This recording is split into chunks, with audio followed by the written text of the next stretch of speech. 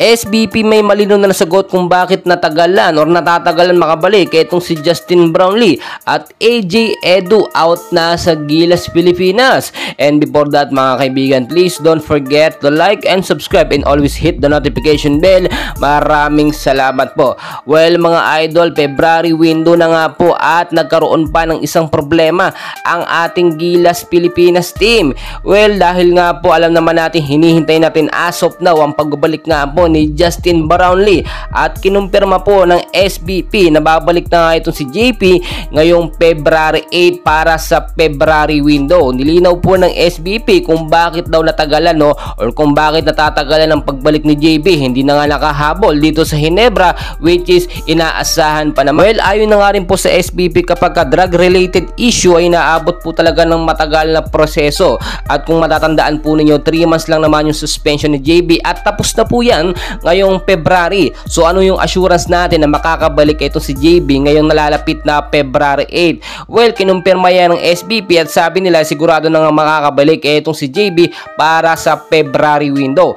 Pero kinakailangan pa rin magkaroon ng backup player ang Gilas Pilipinas in case magkaroon ng problema or madismiss or tutulan pa or ipitin ng PIVA itong si GB, at least merong nakabackup na player. Sa kabilang balita mga kaibigan, AJ Edu out na nga po sa Gilas Pilipinas at hindi makakasama sa lineup. Well, alam naman natin na nagkaroon ng injury eto nga pong si AJ Edu sa kanyang kupunan na Toyama Grouses nung huling mga laban na talagang humataw siya.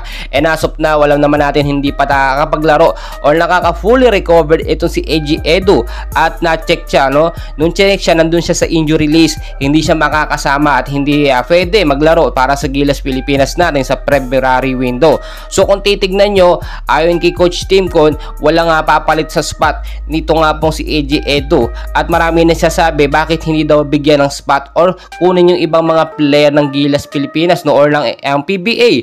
May mga nagsasabi palitan na lang daw ni Aj Kwame ni Kwame itong si AJ Edu para naman lumakas din yung Gilas Pilipinas natin, at least may naka-backup na player. Well, ayon kay Coach Tim kung sapat na nga daw po etong 11 players para magpanalo dito sa Gilas Pilipinas. At isang mga problema natin dyan, si Justin Brownlee hindi pa nga po natin nakikita. And as of now, sabi-sabi pa lang nababalik sa February 8. What if magkaroon ng mga problema at hindi makapunta o maipit or ipitin ng FIBA itong si JB? For sure mapupurnada yung lineup po ng Gilas Pilipinas. Marami nagsasabi ng mga fans ng Gilas ang damot-damot daw ni Coach Timcon dahil hindi man lang binibigyan ng pagkakataon ang ibang mga PBA player para makasama sa team. Well, alam naman natin na hindi ito basta-bastang laban 2025 Asia qualifiers to. Ibig sabihin dapat malakas talaga ang ating kupunan at etong 12 players na ito ay guaranteed natin na malakas. Pero syempre may mga posibilidad na pwedeng mangyari na ma-out yung ibang player dahil sa injury or mga unavailable na player na magkaroon ng problema. Well mga idol, anong thoughts nyo about dito? Please comment down below.